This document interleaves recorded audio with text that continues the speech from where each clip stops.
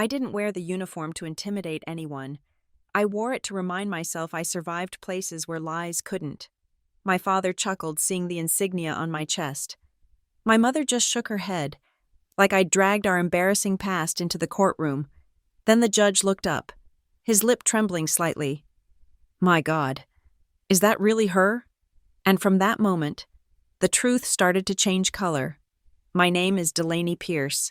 The envelope was cream-colored, thick cardstock, the kind of paper reserved for weddings or funerals. It felt too clean in my hand. Wrong. The return address was simple.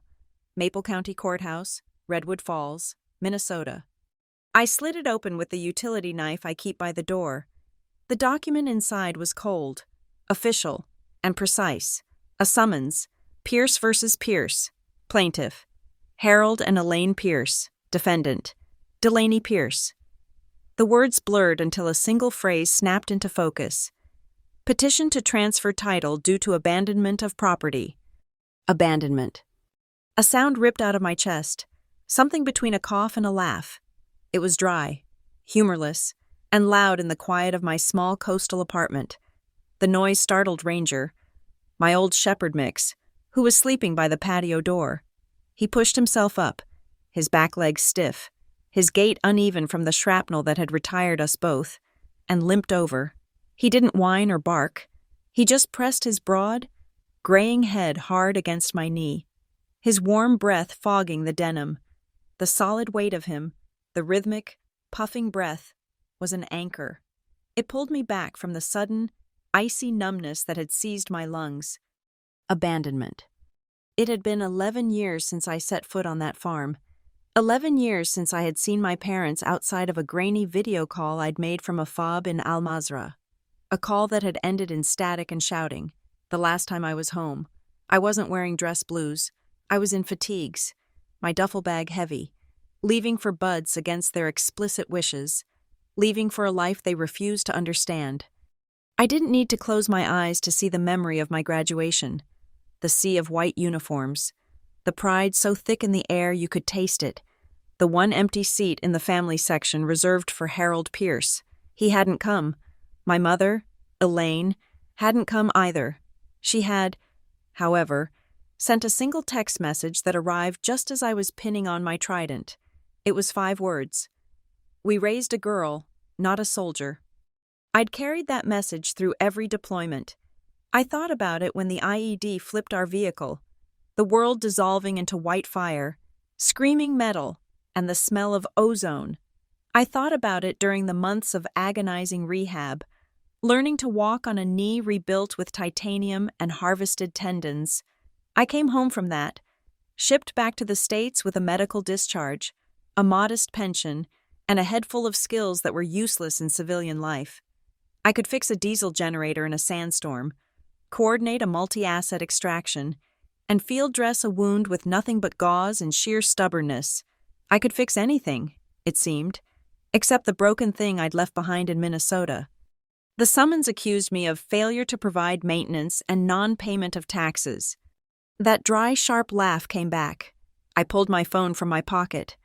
My thumb hitting the banking app, I scrolled down, past the auto payment for my rent, past the transfer to my meager savings, and there it was. A recurring quarterly payment. Maple County property tax. Paid automatically, without fail. From my Naval Service account, and later my civilian account, since 2014. My hand was shaking, not from fear, but from a rage so cold it felt like ice water flooding my veins. They weren't just trying to take the farm, they were lying to do it. I dialed the Maple County clerk's office. The voice on the other end was bored, chewing gum. Clerk's office, how can I help you? I'm calling about a summons, case number. I read the digits off the top of the form. Pierce versus Pierce. I am the defendant, Delaney Pierce. The petition alleges non-payment of taxes. A clicking of keys. Yep, see it here. Petition for transfer. Says here you abandoned the property. No upkeep, no taxes paid. Looks like your folks have been covering it. That is incorrect, I said, my voice flat, devoid of any emotion. I have documentation proving I have paid those taxes myself, every quarter, for the past 11 years. The chewing stopped. Well, ma'am, that's what you'll have to tell the judge. Hearing set for next Tuesday, 10 a.m. The line clicked dead. I stood there, the summons in one hand, the phone in the other. Ranger huffed, reminding me to breathe. I walked to the bedroom, to the old-fashioned, heavy wooden navy trunk that sat at the foot of my bed. It wasn't for decoration, it was a footlocker, a piece of my old life, smelling of cedar, canvas, and gun oil. I lifted the heavy lid. Inside, beneath a few sentimental items, was my uniform, the dress blues. I hadn't looked at it in years. I ran my hand over the dark, heavy wool. Next to it, in a protective case, were my medals, and beside them, folded into a perfect, tight triangle, was a flag. It wasn't mine. It belonged to Chief Mateo Ruiz. It was the flag that had draped his casket, the one the honor guard had folded with meticulous, heartbreaking precision and handed to his mother. She, in turn, had given it to me, his second in command. He said you were the only one who listened, she'd whispered, her hand frail on mine. You keep him safe now. I'd failed to keep him safe then, but I had kept his flag. I had kept his honor. I took the uniform jacket out of the trunk. The weight of it surprised me. I slipped it on. The wool was tight across my shoulders and chest. A life ago when I had worn it last. It was constricting, heavier than I remembered. But the moment I buttoned it, my posture changed. My shoulders squared, my spine straightened. The woman in the mirror wasn't just Delaney, the maritime security consultant for Harborline Atlas, who told shipping magnates how to avoid pirates. It was Commander Pierce. The name still felt like a borrowed coat, but it was a coat of armor nonetheless. The decision solidified. A lawyer would be smart. A lawyer would mediate, file paperwork, argue motions. A lawyer would be a buffer. I didn't want a buffer. I didn't want mediation. This wasn't a negotiation. It was a reckoning. I would go alone. I would speak for myself. I would let the truth have its own, direct voice. I packed a small bag, just the essentials, the uniform, my discharge papers, and a thin binder containing 11 years of tax receipts and bank statements. I left a note for my neighbor, asking him to look after Ranger. The old dog knew. He whined, a low, painful sound, as I zipped the bag. I'll be back, boy, I whispered, scratching the soft spot behind his ears. I just have to go end this. My internal mantra clicked into place, the same one I used before every mission: assess the threat, define the objective, execute. I added a new parameter. End this quietly, no animosity. This wasn't a battlefield. I wasn't going to war. I was just going home. The drive east, away from the ocean, was a long one. I crossed 3 states, the landscape flattening out, the sky opening up, the colors fading from coastal green to the dry, late autumn browns of the Midwest. I didn't stop, except for gas and coffee. I drove through the night. The highway hypnosis, a welcome void. I arrived in Redwood Falls just as the sun was beginning to stain the flat horizon. I didn't go to a motel. I didn't go to the courthouse. I drove the familiar route out of town, down the county road where the pavement gave way to gravel. And there it was, the farm. My breath caught in my chest, a physical ache. It was worse than I could have imagined. It wasn't just empty, it was derelict. The white paint on the farmhouse was peeling in long, curling strips, revealing the gray, weathered wood beneath. The porch sagged. The front window was cracked. A spiderweb of glass held together by grime. The red barn, the one my grandfather Eamon had built with his own hands, was leaning, its roof partially caved in. But it was the swing that broke me. The old oak tree was still there, massive and skeletal against the dawn sky. But the tire swing, the one I'd spent half my childhood on, was gone. The thick rope was still there, but it was frayed, rotted, ending in a snapped, dangling cord. It twisted slowly in the cold morning breeze. I parked the car on the shoulder, my engine ticking in the silence. I stared at the ruin, This was the maintenance they had been providing. This was the upkeep they were suing me for abandoning. They hadn't been protecting it. They had been letting it die. The great elm at the edge of the property line, the one that had been there for 100 years, looked diseased, its branches bare and brittle. It looked like the exposed, fractured spine of a long-dead animal, the spine of a family. I put the car in gear. The ice in my veins was no longer just rage. It was resolve. They wanted the farm. They wanted to claim I had abandoned it. I would show them. I would show them all what honor really meant. The Maple County Courthouse wasn't built to inspire awe. It was a functional 2-story box of dull red brick, built in the 1950s, when the town still believed in a future that included civic pride. Now, it just looked tired. The concrete steps were chipped, and the heavy oak doors felt sticky under my hand. The inside smelled exactly as I remembered: stale, burnt coffee from a pot that had been on for hours, and the sharp, chemical tang of industrial floor wax. It was the smell of bureaucracy, of small-stakes arguments and long-held grudges. I was early. The digital clock on the wall, the only modern thing in the lobby, showed 9:34 a.m. My hearing was at 10. I went through the metal detector, a flimsy beige arch that looked more symbolic than functional. I placed my cover, my white combination cap, and my keys in the gray plastic tray. The security guard, a man in his late 60s with a paunch straining his blue shirt, watched me retrieve my things. His eyes didn't linger on my face. They were fixed on the left side of my jacket, on the neat, colorful rows of ribbons. He wasn't looking at me. He was looking at my history. His posture straightened almost involuntarily. "Commander," he said, his voice quiet, respectful, a simple nod of acknowledgement. I didn't correct him. I didn't tell him I was retired, that the title was honorary. In that moment, the uniform wasn't about my past rank. It was armor. It was a physical representation of the discipline that had forged me, and I needed every ounce of that discipline to face what was waiting in courtroom 2. I found the courtroom down a short hall. The door was open. It was a small, wood-paneled room, with maybe 50 seats for a gallery that was, thankfully, empty. The light from the tall, narrow windows was weak, filtered through decades of dust. They were already there, seated at the plaintiff's table on the right. My father, Harold Pierce, was wearing a suit. It was dark blue, probably the one he wore to weddings and funerals, and it was painfully tight across his shoulders and stomach. The knot of his tie was too small, strangling his thick neck.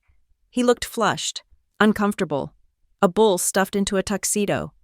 My mother, Elaine Pierce, sat beside him, perfectly still. She wore a modest floral dress and her requisite string of pearls, the same ones she had worn to every church service and parent-teacher conference of my childhood. Her hair was neat. Her hands were folded on the table. Her expression was one of familiar, long-standing dissatisfaction, an expression that had been her default setting for as long as I could remember. It was the look she gave a burnt casserole, a bad report card, or a daughter who had failed to meet an unstated expectation. Between them sat their lawyer. I recognized him from town, Gordon Wicks. He was a man who seemed permanently slick, from his combed-back hair to the high-gloss shine on his shoes. His tie was a bright, synthetic silver, as shiny and slippery as the words I was sure he was preparing to say. He was leaning in, whispering to my father, who was nodding vigorously. I walked down the central aisle. The sound of my polished dress shoes on the linoleum floor was unnervingly loud.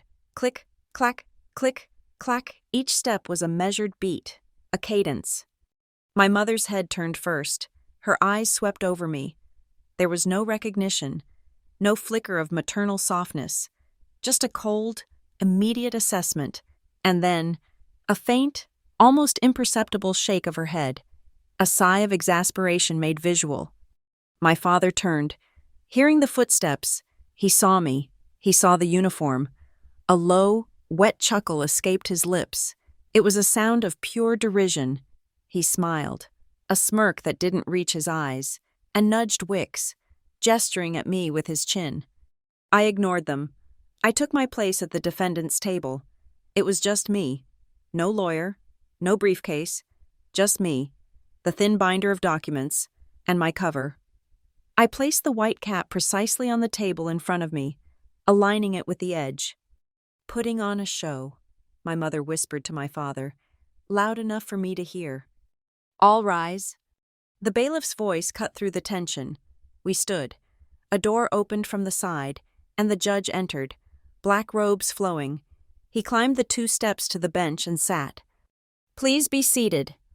I watched him as he opened a file, his head down. Judge Arlen Whitaker.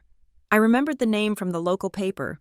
He was older, with a full, neatly trimmed silver beard, and the tired, sunken eyes of a man who had seen far too many families tear themselves apart over fence lines and furniture. He looked like he carried the weight of the whole county's dysfunction. "Calling case number 2025 CV388, the bailiff intoned.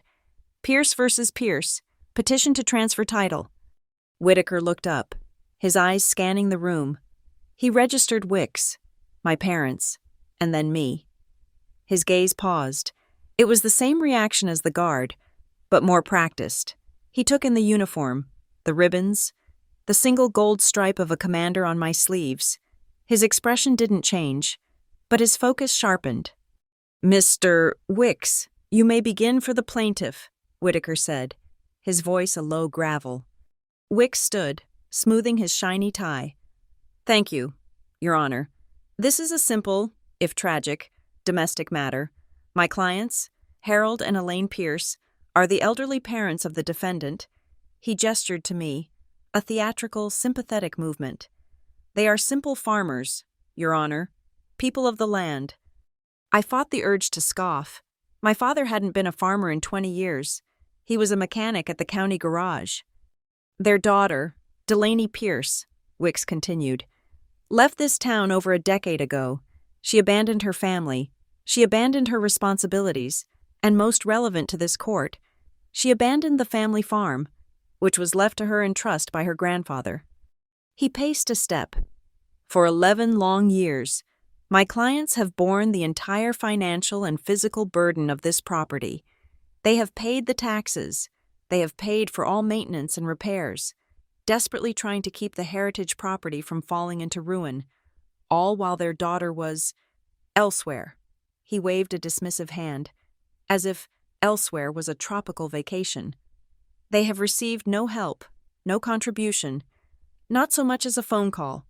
They are asking the court to do what is right, to transfer the title of the abandoned property to them, the ones who have actually cared for it." Wicks sat down, looking satisfied. "Thank you, Mr. Wicks," Judge Whitaker said. He turned his gaze to me.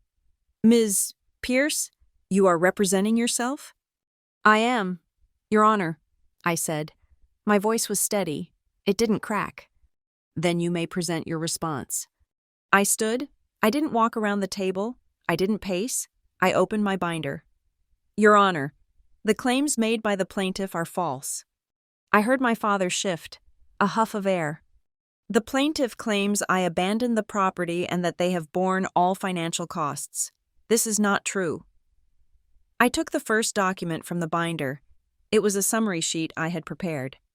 "I have here consolidated bank statements and official property tax receipts from Maple County, showing that I have personally paid, via direct electronic transfer from my United States Navy service account and later my civilian payroll account, every single property tax bill since the year 2014.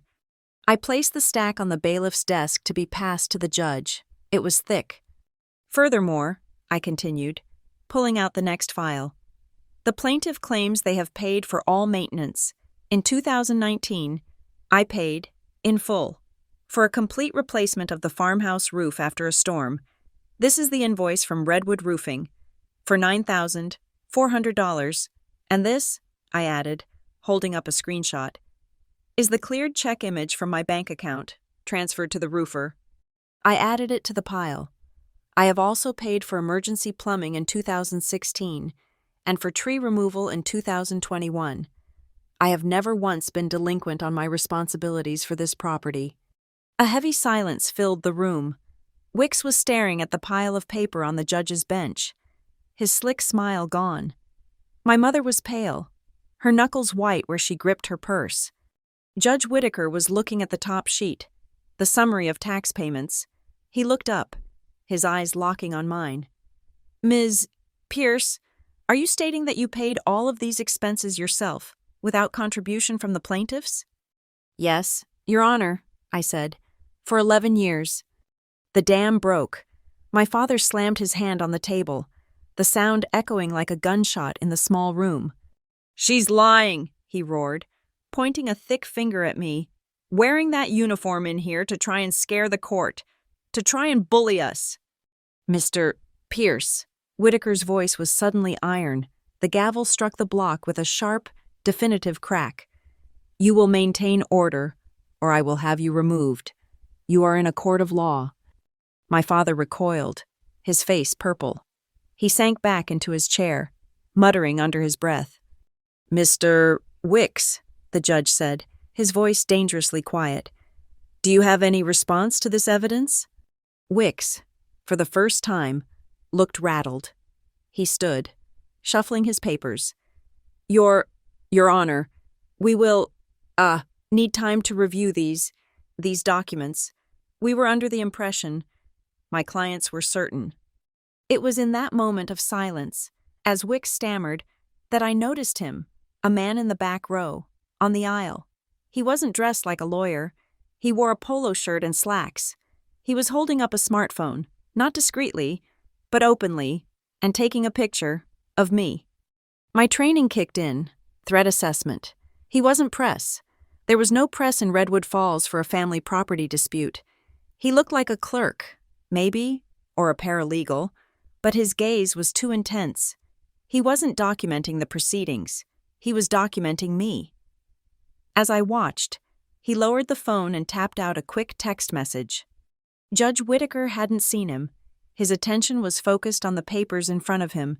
He was reading the cover sheet from my binder, the one with my full legal name. He stopped. He read the name again. His head came up slowly.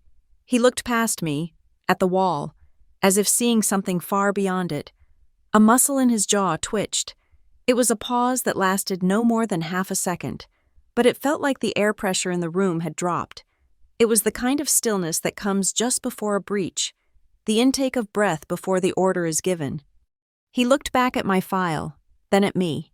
His eyes, which had been tired and sunken, were now sharp, focused, and held a flicker of something I couldn't place. It looked like recognition, like someone had just opened a door to a memory he thought was locked. Ms.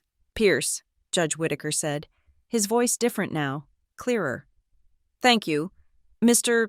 Wicks, I will give you 10 minutes to confer with your clients and review these documents. Then I expect a full explanation. He struck the gavel. We are in recess. The 10-minute recess felt like an eternity. The heavy oak door clicked shut behind Judge Whitaker, and the room exhaled. The tension didn't disappear. It just changed shape, curdling into a frantic, sour silence. At the plaintiff's table, Gordon Wicks was in motion. He grabbed my father's forearm, hissing, Harold, why didn't you tell me? Why did you let me walk in here and say that? I assumed, my father stammered, his face a mottled red, his eyes wide and panicked. You assumed? Wicks spat, his voice a venomous whisper. He looked at the stack of receipts and bank statements on the judge's bench, the pile the bailiff had so neatly stacked. He looked at it like it was a live grenade. He wouldn't look at the papers, only at the space they occupied. He was measuring the damage, not the facts. He knew. I remained standing at my table, my hands lightly resting on the smooth, worn wood. I didn't look at them. I looked at the grain of the wood, tracing a dark whorl with my eyes. This was why I was here. It wasn't just land. It wasn't just the rotting farmhouse I had seen at dawn, a skeleton picked clean by neglect. It was Amon's folly. My grandfather, Amon Pierce, was not a farmer. He was a Navy man, a master shipbuilder who had spent 50 years working with his hands, coaxing strength from wood. When he retired, he'd horrified his Minnesota-born wife by building their farmhouse on the prairie, not from local pine, but from heavy recycled timber he'd had shipped inland from a decommissioned naval yard in Virginia. He claimed the main beams of the living room had been part of a frigate that sailed in the Atlantic. He taught me how to read the wood, how to smell the difference between oak cured for a keel and pine meant for a deck. "Keep the wood, Delaney," he'd say, his voice a low rumble, the scent of his pipe tobacco and sawdust clinging to his wool sweater. "The wood keeps you." He wasn't just talking about shelter. He was talking about integrity. When he died, his will was a quiet explosion in the family. He left the arable land, the pastures, and the equipment to my parents. But the house, the barn, and the surrounding 10 acres, the heart, he left to me. I was 14. The codicil was specific, written in his own hand. To my granddaughter, Delaney, because she's the only one who knows how to listen to the wind in the boards. My father never forgave him for that. I don't think he ever forgave me, either. And now, Wicks's primary accusation, non-payment of taxes. It was the deepest insult, the most fundamental lie. I remembered one year, it must have been 2017, when I was stateside for a short, grueling training cycle in San Diego. My banking app sent an alert. The quarterly auto payment for the farm taxes had failed, a glitch, a change in the county's electronic routing. It was 2 days before the delinquency date. I didn't call. I didn't trust the mail. I signed out from the base, rented the cheapest car on the lot, and I drove. I drove 36 hours straight, across the desert, over the Rockies, and into the vast, flat plains, fueled by energy drinks and a cold, vibrating terror of failing that one. Single duty. Eamon had left me. I walked into the Maple County Assessor's office at 9 a.m. on the final day, my eyes burning from exhaustion, my uniform rumpled. I handed the startled clerk a cashier's check. My parents lived 10 minutes down the road. They claimed they had been covering the burden. I glanced at my mother. She was twisting the strap of her purse, her knuckles white. Her eyes met mine, held for one, agonizing second, and then skittered away. Cold. That was the word I always came back to. This was the woman who, as I found out years later, had simply stopped mailing my letters. During my first deployment, I had written home, naive, sanitized letters about the heat, the sand, asking about the farm, about their health. I was trying to build a bridge. I never understood why they never replied. Years later, when I was home on a rare leave, I ran into Mr. Henderson, the retired postman, at the local diner. He bought me a coffee, his eyes full of a strange pity. "Delaney," he'd said, turning his cup in his hands. "I need to get this off my chest. Those letters you sent from over there, your mother, Elaine, she'd hand them right back to me. 'Return to sender, address unknown,' she'd say. I knew you were deployed. I didn't know what to do. I just kept them." He'd gone home and returned with a bundled, water-stained stack of my own history. She hadn't even thrown them away. She had actively, methodically rejected them. My father's betrayal was louder. At least, he'd called my enlistment the petty betrayal. He'd wanted me to stay, to marry some local boy, to fade into the background. So my younger brother, Nate, could shine. His whole world was Nate. Nate's football trophies were probably still on the mantel, gathering dust while the roof I paid for kept them dry. They talked about Nate's junior college prospects, Nate's job at the feed store, my achievements, the trident pinned on my chest, the promotions, the operations that had saved lives, were just Delaney being difficult, or, as my mother had whispered just minutes ago, putting on a show. In the teams, I'd learned a critical skill. We called it listening to the noise to find the signal. In a firefight, it meant filtering the ambient chaos of small arms fire, civilian screams, and engine noise to find the one specific sound that meant danger, the thwack of a round passing too close, the distinct rhythm of a non-standard weapon. I applied it to my family. I learned to filter out the noise of their accusations, their disappointment, their passive aggression. I filtered it all out and listened for the mission. My mission was to honor Eamon. My mission was to protect the farm. Their words were just interference. This lawsuit wasn't just about land. It was about honor. The thought of them selling it, of this legacy being auctioned off, made my stomach clench. It felt like selling Mateo. The memory of Chief Ruiz's memorial service was sudden and sharp. Not the formal one in the States, but the one we held on the FOB. Just our unit. The wind was high that day, hot and full of sand that stung your eyes and grated in your teeth. It ripped at the flag as we folded it, the fabric snapping with angry reports. It felt like the world was protesting, trying to tear this last piece of him away from us. When they handed me that flag, I made a vow. I would never trade honor for convenience. I would never sell something sacred to pay for something transient. My parents were trying to sell Eamon's legacy to settle what? A nameless, petty debt? It didn't add up. The taxes were paid.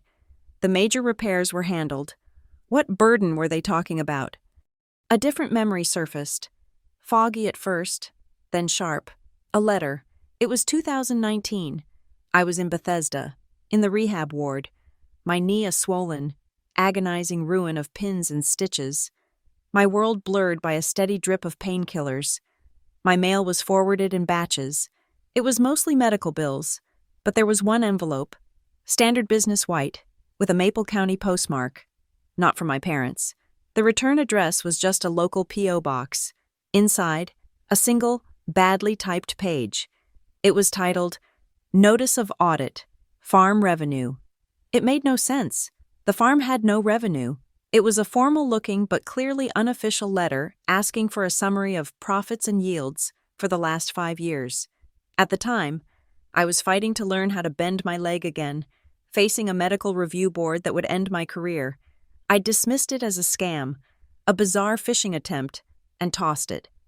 Now, seeing Wick's sweat, seeing my father's defensive rage, that letter suddenly felt heavy. An audit, revenue.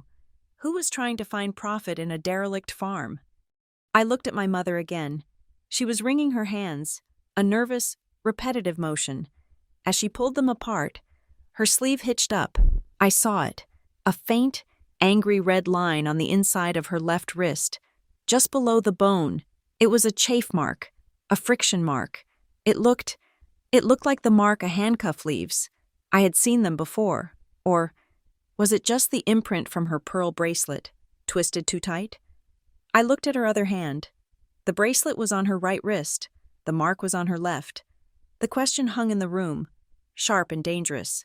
A piece of shrapnel waiting to be stepped on. The door to the chambers opened. "All rise," the bailiff called out, his voice snapping the tension. Judge Whitaker returned to the bench. He moved with a new energy, a focus that hadn't been there before. He wasn't the tired, local judge anymore. He was something else. He sat, and we sat. "Mr. Wicks," the judge began, his voice clipping. "You have had your 10 minutes. The court is waiting for your explanation for the discrepancy between your petition and the defendant's evidence." Wicks stood, paler than before. "Your Honor, my clients. They are elderly. They are confused. They clearly did not realize their daughter was making these payments. They assumed the bank was handling it from the farm trust. It's a simple mistake of accounting." "A mistake," Whitaker interrupted, his voice dropping to a dangerous low. "That requires a sworn affidavit claiming abandonment and non-payment? A mistake that initiates a lawsuit to seize the property?" "We intend to withdraw the petition, Your Honor," Wicks said quickly. Too quickly. "You will do no such thing," Whitaker said, his voice flat. "Not yet." He looked down at the file I had given him. He had pulled more from it than just the tax receipts. He was holding the last item I had included, something I'd put in almost as an afterthought, because it was in the same secure folder as my service records. "Ms. Pierce," the judge said, holding up the high-resolution photograph I had submitted. It wasn't paper. It was a sheet of brass, etched with black lettering, mounted on a walnut plaque. "This is a letter from the Department of the Navy, It's a formal citation. I nodded, my stomach tightening, confused. It's a commendation, Your Honor. It was for an evacuation. Port Kestrel, Whitaker said. He wasn't asking. He was reading from the photograph. He's reading the citation for exemplary leadership and decisive action during the catastrophic failure of the Port Kestrel levees. Commander Pierce commandeered civilian assets, established a non-standard evacuation chain, and is directly credited with the safe extraction of over 300 civilians from imminent flood conditions. He put the photo down. He looked at Wicks. He looked at my parents. Then he looked back at me. The air in the room changed. It wasn't just quiet. It was pressurized. The looks from the bailiff, from the clerk, even from the man in the back row who had been taking pictures, all changed. The faint, lingering whisper of putting on a show died, strangled in the silence, the condescension, the derision, the unspoken assumption that I was a silly girl in a costume. It all evaporated. My father's smirk was gone, replaced by a slack-jawed uncertainty. My mother's chronic dissatisfaction was gone, replaced by a new, unfamiliar expression: caution. Judge Arlen Whitaker knew what Port Kestrel was. He knew what that plaque meant. He knew it wasn't a football trophy. "Mr. Wicks," Judge Whitaker said, his voice now a cold, hard blade. "We are going to proceed. I want to know exactly what this maintenance was that your clients were covering, and I want to see the receipts." The air, which had been pressurized, now seemed to crackle. Judge Whitaker's demand for receipts hung in the air, a command that could not be refused. Gordon Wicks, whose face had gone from pale to a blotchy, unhealthy red, fumbled with the latch on his alligator skin briefcase. The click-click echoed. "Yes, Your Honor. Of course. We have the invoices for the maintenance my clients personally covered." He pulled out a thin sheaf of papers. Unlike my neat binder, his offering was messy. It looked like a stack of photocopies, slightly askew, stapled hurriedly at the top left corner. He handed them not to the bailiff, but directly to Judge Whitaker. Whitaker took them, his expression unreadable. He scanned the first page, then the second. He then passed the entire stack down to the bailiff, who in turn walked them over to my table. "Ms. Pierce," the judge said, "these are the documents the plaintiff has submitted, itemizing their expenses. You have a right to review them." I picked up the stack. The paper felt warm, the ink almost tacky. It was a terrible, low-quality print job. The text was fuzzy, the edges blurred. The header on each invoice read, "Northwind Repairs." I'd never heard of them. The first was for gutter and siding repair, dated 2020. The amount was $3,200. The next was for foundation ceiling, from 2021, $5,000. Another for barn bracing, $4,500. It went on. A total of nearly $30,000 in repairs I had supposedly neglected. My father was watching me, his jaw set in a belligerent line, as if daring me to challenge it. My mother was studying the scuffs on the floor. Then I saw the bottom of the first invoice. It was a digital work order, the kind contractors use. It had a signature line, a blocky, pixelated signature authorizing the work. My blood didn't just run cold, it stopped. It was my signature. Not a forgery, not a bad attempt. It was a digitized capture of my actual signature, the one I used on electronic service records, on leave requests, on official naval documents. It was my signature, captured and repurposed. "Your Honor," I said, my voice dangerously calm. I looked up at Judge Whitaker, who was watching me with intense focus. "These documents are fraudulent." Wicks shot to his feet. "Objection, Your Honor. The defendant is making accusations she cannot." "On what grounds, Ms. Pierce?" Whitaker cut him off, his eyes never leaving mine. "On the grounds that the signature at the bottom of these invoices, authorizing payment, is my own," I said, holding up the page. "And I have never seen these documents, nor have I ever heard of a company called Northwind Repairs. The room was absolutely silent. My father's jaw went slack. My mother looked up, her eyes wide with what looked like genuine shock. Wicks looked like he'd been punched. "It is a poor quality copy," I continued, "but it is my electronic signature. This document has been fabricated using my credentials. I demand to see the original digital file. I want to see the metadata." Metadata, the word hung in the air, a word for tech experts, for lawyers, not for farmers. Wicks found his voice. "Your Honor, this is a delaying tactic. We provided the printouts. The defendant is on a fishing expedition." "A fishing expedition?" Judge Whitaker's voice was sharp steel. "Ms. Pierce has just testified, as an officer, that her signature has been forged or stolen and applied to invoices she has never seen. That is an exceptionally serious claim. You submitted these documents. Mr. Wicks, where are the originals?" They are in my office, Your Honor," Wicks stammered. "On my paralegal's computer. We printed them this morning." "This morning," Whitaker repeated. The statement hung in the air, damning in its simplicity. "Then it will be no trouble for your paralegal to bring the laptop or the thumb drive containing those files to this courtroom." He looked at the clock. "It is now 10:47. The court will recess for 20 minutes. I expect that file to be here when we return. And Mr. Wicks," he added, as the lawyer scrambled to pack his briefcase, "I advise you to use this time to reflect on your ethical obligations." He struck the gavel. Recessed. The judge swept out of the room. The moment the door shut, the room disintegrated. Wicks grabbed his briefcase and, without a word to my parents, practically ran out of the courtroom, his slick-soled shoes slipping on the tile. The man in the back row with the camera phone stood up and followed Wicks out, tapping furiously on his phone. My parents were left alone at their table, suddenly small and abandoned. My father looked at the door Wicks had disappeared through, his expression confused and angry. My mother just looked tired, a deep, bone-weary exhaustion that seemed to settle on her shoulders. I stood, I picked up my cover, my cap, and walked slowly, not toward the exit, but toward them. I stopped in the aisle, a few feet from their table.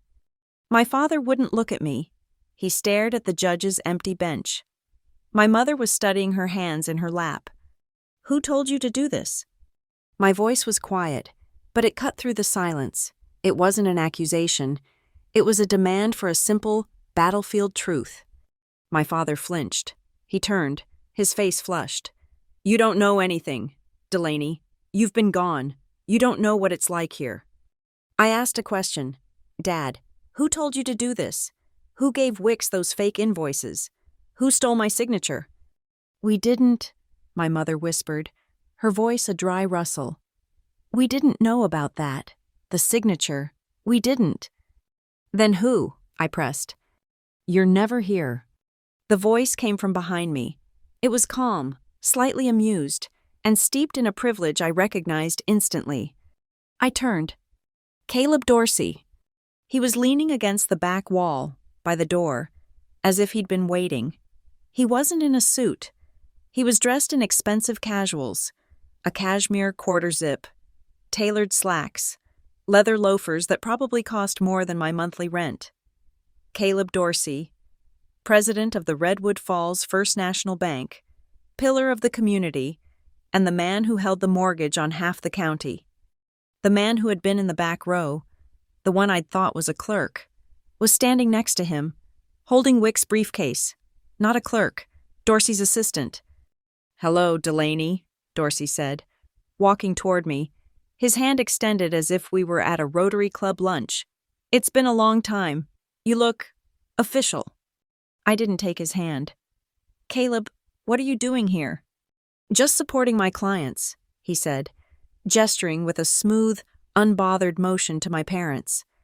"Harold and Elaine, they've been in a tough spot. We've been trying to help them." And suddenly, the pieces clicked, the fog of war cleared, and the tactical map became painfully, brilliantly clear. The letter. The 2019 Farm Revenue Audit. "The Win Project," I said. It wasn't a question. Dorsey's smile faltered. just for a fraction of a second, but it was enough. I remembered it now, that same year. Just before I dismissed his audit letter, the bank had sent me a glossy brochure, an offer. Elm Forge Capital, a green energy consortium, was looking to lease land in Maple County for a new wind turbine project. The bank, his bank, was brokering the land deals, restructuring old farm properties into new, profitable energy leases. All it required was a signature I had refused to give. "You're never here," Dorsey said again, his voice losing its friendly veneer, hardening into the quiet impatience of a man who doesn't like being told no. "This land, it's just sitting there, rotting. Your parents are here. They need security. We had to manage." "Manage?" I repeated. "By suing me?" "It's just paper.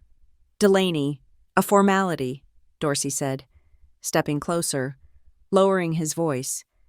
"We needed to consolidate the title. The land is held in your name, but your parents are let's say, the acting trustees. We just needed the court to recognize their authority. Wick said it would be simple. He said you'd never show up. A default judgment."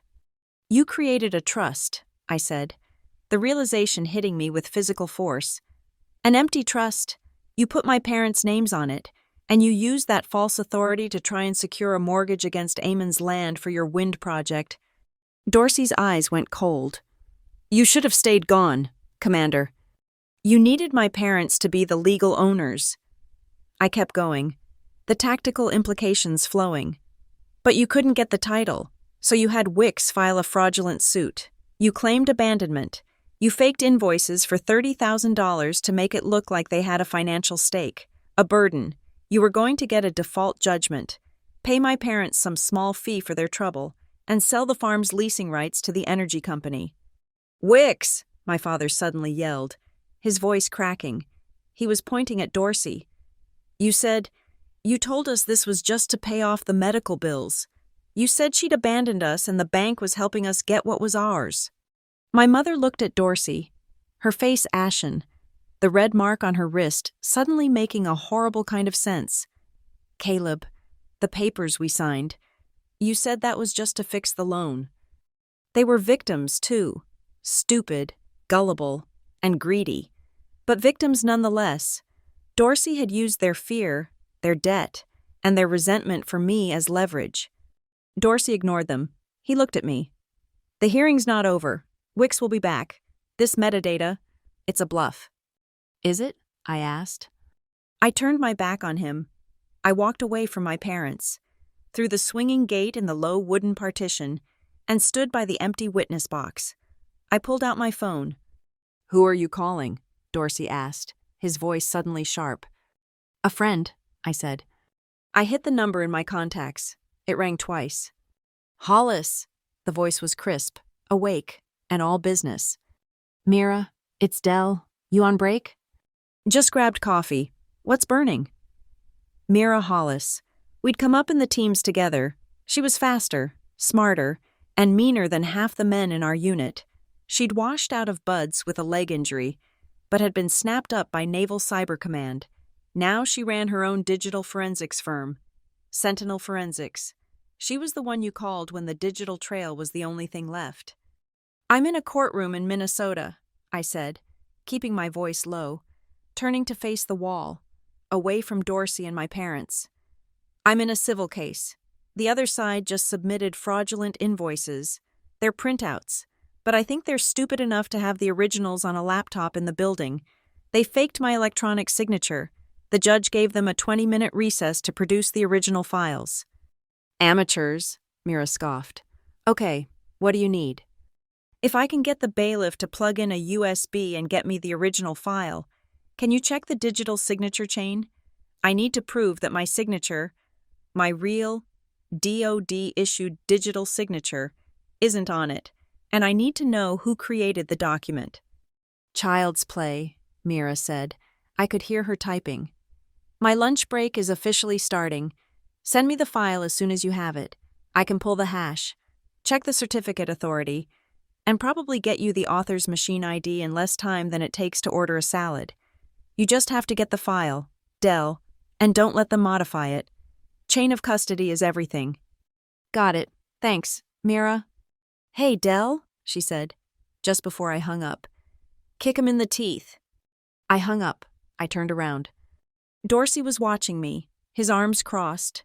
His legal assistant was whispering in his ear, holding the briefcase. Wicks was nowhere to be seen. I looked at the courtroom door. Wick's office was just across the street. The printouts in my hand were still warm. The ink smelled fresh, sharp, the smell of a laser printer that had just run a big job. He wasn't getting the file from his paralegal. He was probably in his office right now, frantically trying to delete the originals. But his assistant, Dorsey's man, he was still here, and he was holding Wick's briefcase. My eyes narrowed. The file wasn't in Wick's office. It was right here.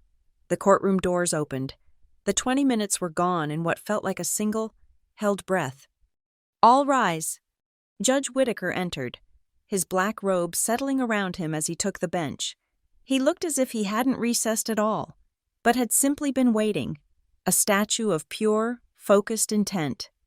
Gordon Wicks scurried in behind him, his face slick with a new layer of perspiration. He went to his table.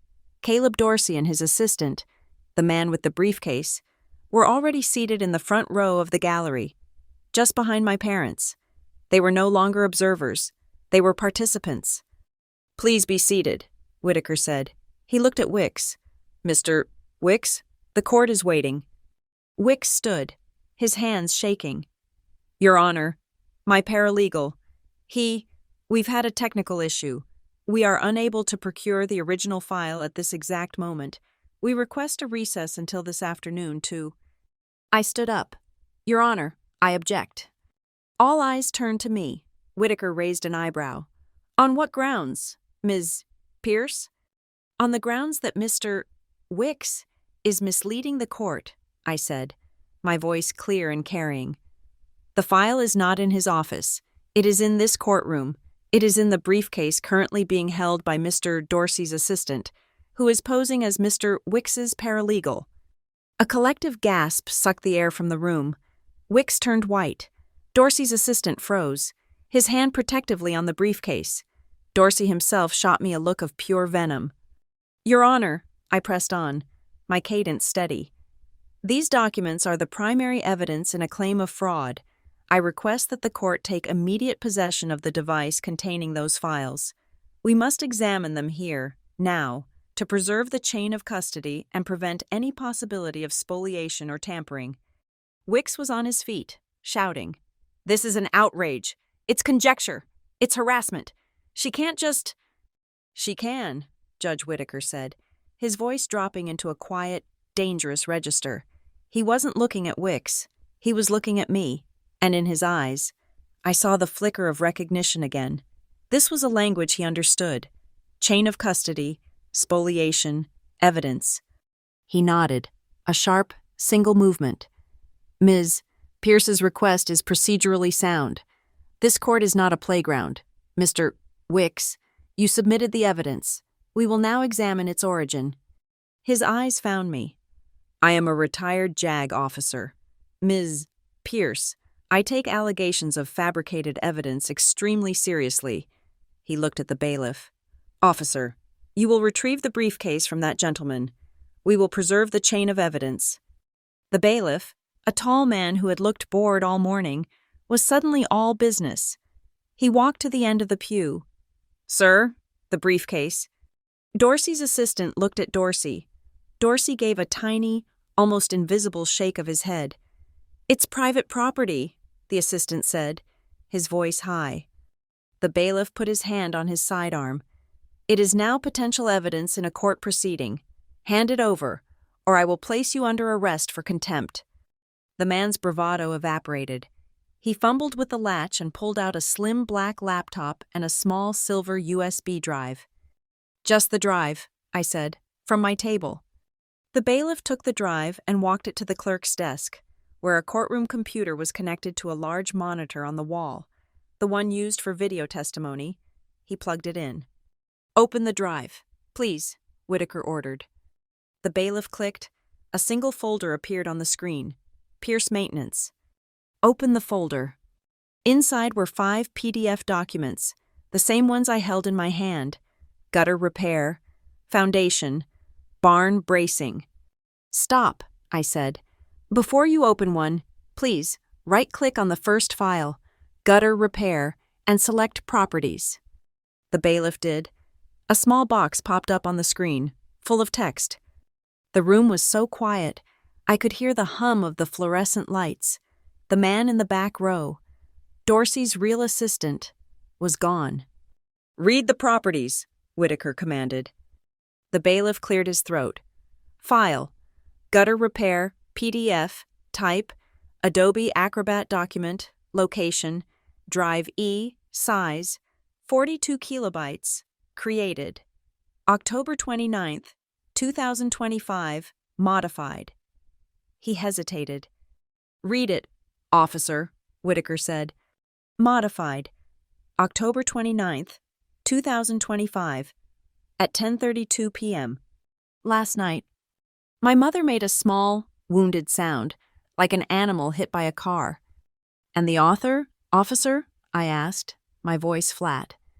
"The author," the bailiff read, "is G. Dorsey." Wicks crumpled into his chair as if his strings had been cut. "G. Dorsey," Judge Whitaker repeated. He looked at Caleb Dorsey, who was staring at the screen, his face a mask of controlled fury. "I wonder who that could be." "There's more, Your Honor," I said. "Please, officer, now open the file and zoom in, 200%, on the company header." The bailiff clicked. The invoice filled the screen. "Zoom in, please." He did. The header. Northwind Repairs, which had looked passable on the blurry printout, was now a pixelated mess. The fonts were wrong. The text wasn't aligned. It was a clumsy, layered image, clearly pasted onto a blank template. "And now, if you could zoom in on my signature at the bottom." He scrolled down. There it was. My name, floating in a signature box, surrounded by a faint, square outline of digital artifacting. It had been copied and pasted. "During the recess, Your Honor," I said, "I used my phone to do a simple search of the Minnesota Secretary of State Business Registry. Northwind Repairs, LLC was a real company. It was dissolved, due to bankruptcy, 5 years ago." The small gallery, which had acquired a few more curious onlookers, erupted in a wave of murmurs. My father, who had been breathing heavily, looked at Caleb Dorsey. His face, which had been red with anger at me, was now pale. His expression twisted with the sick, dawning horror of uncertainty. He looked at Dorsey as if seeing him for the first time. He looked betrayed. My mother's hand flew to her pearls, her fingers twisting them. She was trembling, her entire body vibrating, a low-frequency tremor, the solid wall of her belief, the one that had shielded her from my entire life, the one that had justified her actions, had just developed a spiderweb of cracks. Judge Whitaker raised his gavel, but he didn't strike it. He let the sound die. "The court notes," he said, his voice resonating with cold, absolute authority, "significant and deeply troubling evidence of document fabrication, fraudulent representation, and what appears to be a conspiracy to commit perjury." He looked directly at Wicks. "Mr. Wicks, your conduct is beneath the dignity of this bar." He looked at Dorsey. "And your involvement, Mr. Dorsey, will not be overlooked." He pointed the gavel at the screen.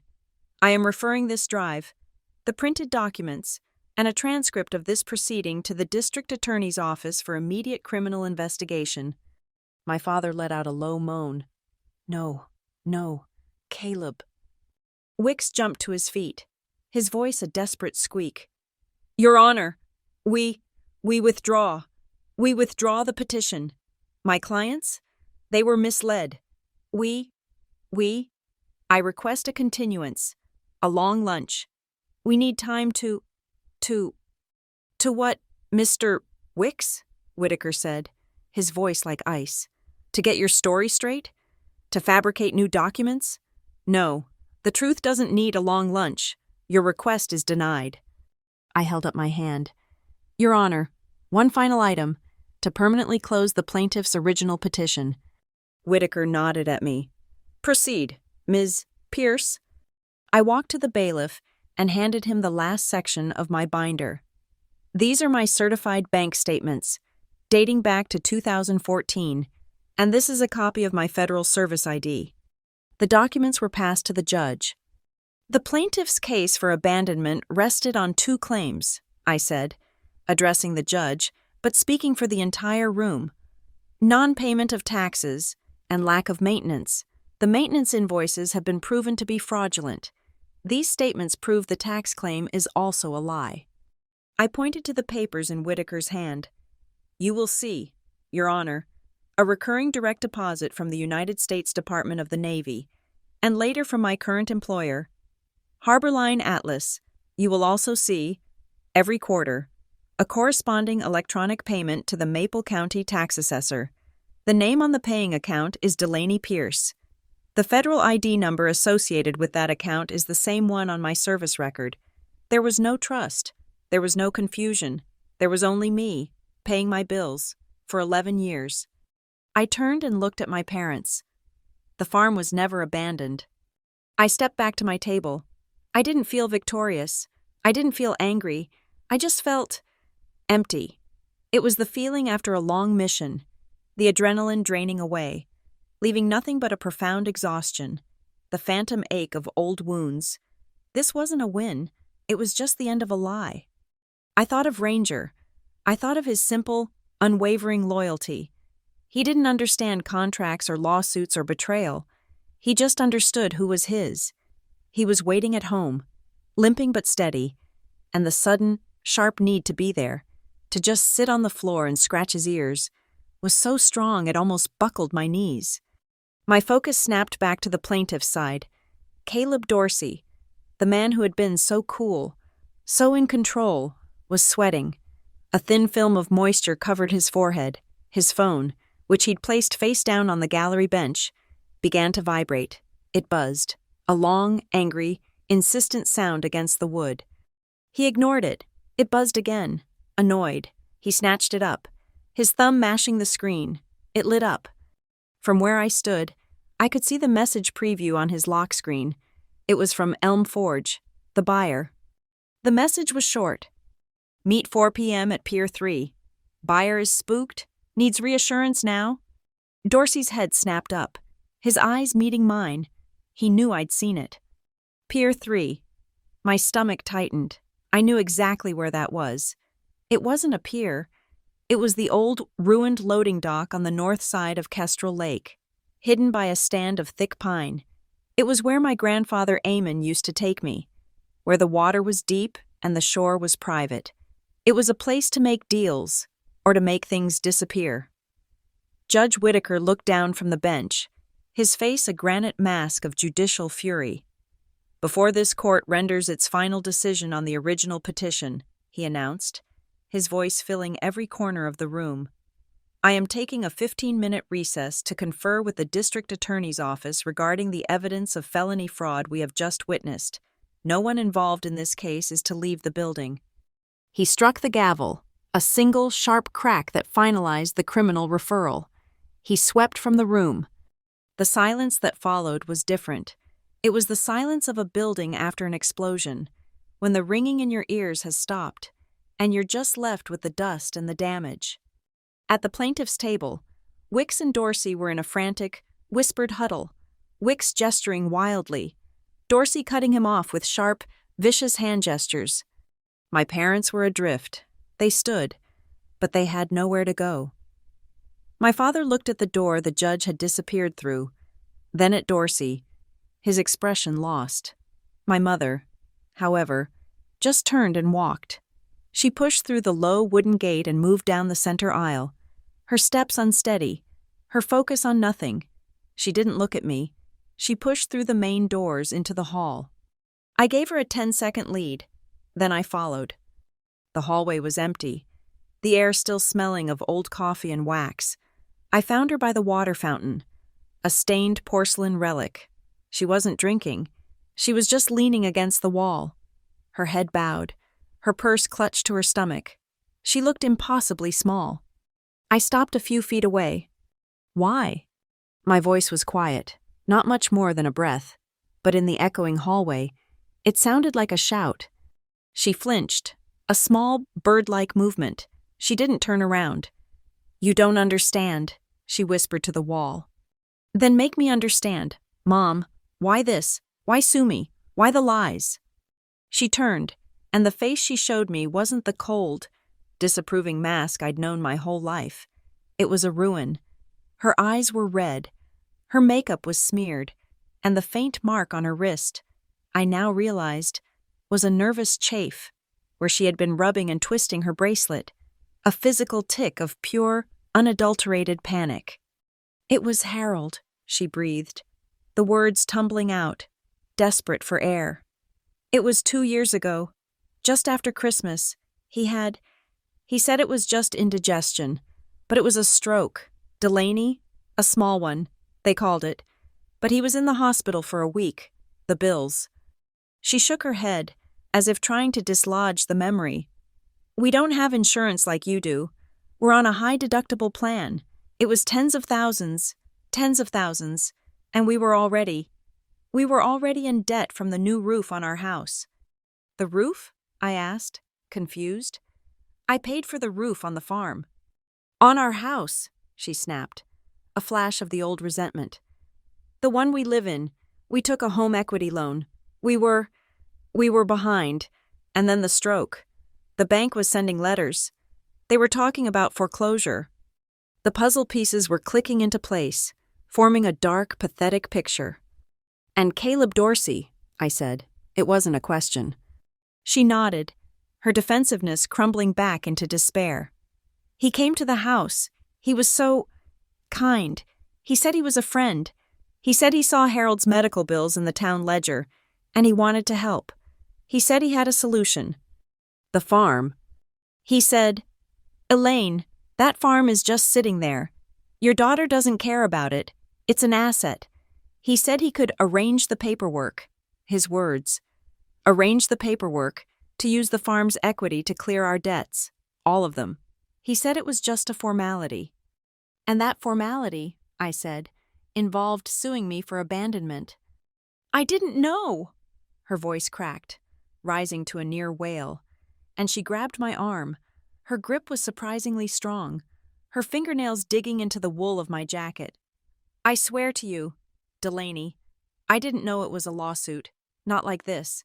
Wicks brought the papers to the house. He just said, 'Sign here, Elaine. Just fill in the name to make it all legal.' He said it was to add our names to the trust. He said you'd get a notice. You wouldn't care. You wouldn't even respond. And the judge would sign off. He said default judgment. He said it was simple." The naivety was staggering, or willful. "You signed a document suing your own daughter, and you didn't read it?" "I was scared," she cried. "The bank was going to take our home." "So you tried to take mine." The words hung between us, cold and hard and undeniable. The hallway door opened, making us both jump. It was my father. He saw us. My mother clinging to my arm, me standing like a statue. The small, linoleum-tiled space suddenly felt claustrophobic, the air too thick to breathe. "Elaine, leave her," he said, his voice a low growl. "She wouldn't understand." "I just wanted to keep the house. Harold," my mother sobbed, turning to him. I know," he said, patting her shoulder, his eyes on me. "I just wanted to keep our house." His voice was full of a strange, self-righteous anger, as if I were the one who had put him in this position. "Keep it by selling grandfather's soul?" I asked, my voice as cold as the tile floor. His head snapped up. "Don't you talk about him. Don't you dare. You, in that costume. You're the one who betrayed him. You left us. You left this land. You left everything he built." "I left," I said. "But I never abandoned it. I paid the taxes. I paid for the roof. You're the ones who let it rot. You're the ones who tried to sell it to the first liar who walked in your door." "I didn't know Dorsey faked the papers," he roared, his face turning a dangerous shade of red, the veins in his neck standing out. "You didn't care," I shot back. You just wanted the money." "Yes," he shouted. "I wanted the money. I wanted to pay the doctors. I wanted to keep my home." His anger, so immense and explosive, suddenly imploded. It vanished, collapsing in on itself, leaving a hollow, defeated old man. His shoulders slumped. He leaned against the wall, his breath coming in ragged gasps. I didn't know about the signatures. Dell, he whispered. The fight gone. I swear. Dorsey. He said you'd never show. He said you were in, I don't know, Singapore or Africa or one of those places. He said you were gone, and I thought you'd finally done it. I thought you'd finally forgotten this place, forgotten us. He sounded sad, not angry, just profoundly, deeply sad. It was an emotion I had never heard from him. My mother, her face wet with tears, fumbled in her purse. She pulled out her old, cracked leather wallet. From a worn plastic sleeve, she pulled out a photograph. It was old, the corners soft, the colors faded to a yellowish tint. She pushed it into my hand. I looked at it. It was me. I was 8, maybe 9 years old.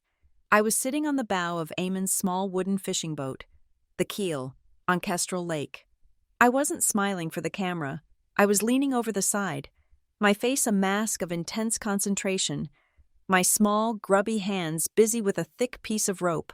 Eamon was teaching me to tie a bowline. My hair was a tangled mess.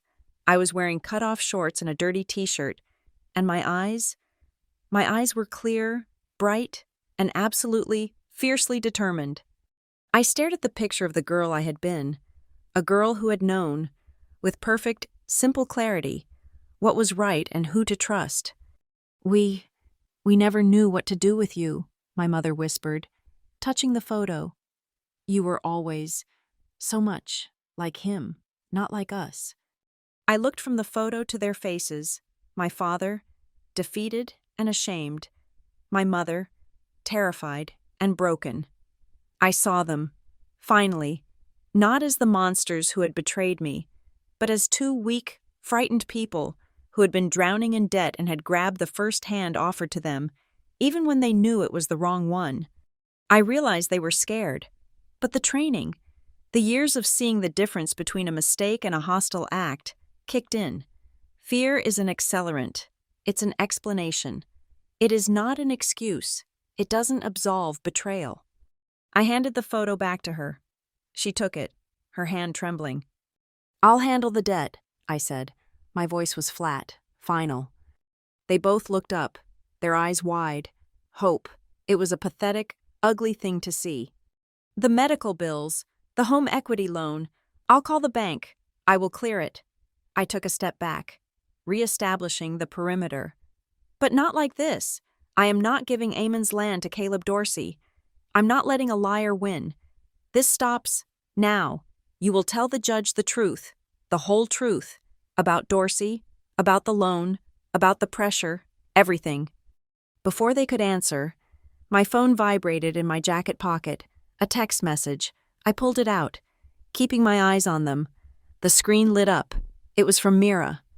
My stomach clenched. This was it. Got it. Found a match in your sent mail archive from 2015. Your original tax payment record. The hash is perfect. The one from the courtroom? It's a bit-for-bit copy. But he altered the payer and account fields in the PDF properties. Sloppy.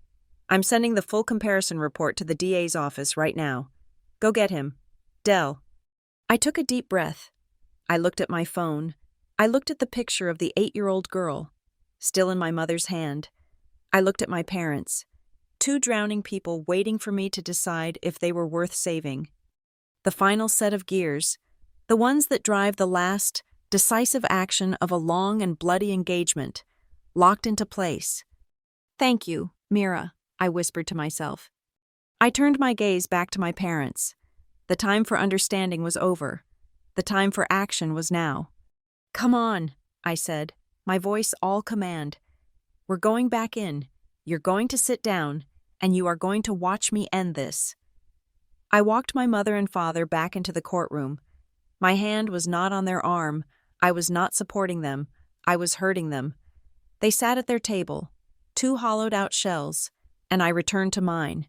The air in the room was thick, sour with sweat, and the smell of old, panicked lies. Caleb Dorsey and Gordon Wicks were already in place.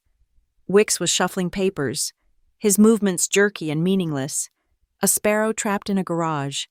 Dorsey was staring at the empty judge's bench, his jaw working, his composure a thin, cracking veneer of ice over a boiling pot.